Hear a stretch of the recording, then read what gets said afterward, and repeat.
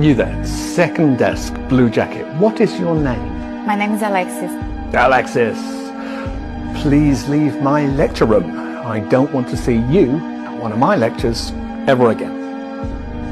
I don't understand. I am not going to ask a second time. Thank you.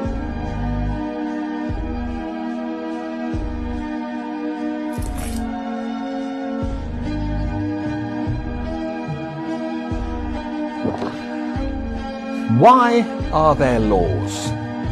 What are laws for? Anyone? Social order? To protect a person's personal rights. So that you can rely on the government? Justice?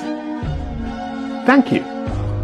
Tell me, was I unfair to your classmate just now? Indeed I was. So, why didn't any of you protest? Why didn't any of you try and stop me?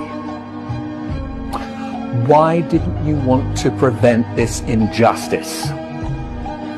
You see, what you have just learnt, you wouldn't have understood in 1,000 hours of lectures unless you lived it. You didn't say anything because you weren't affected yourself. And this attitude speaks against you and against life.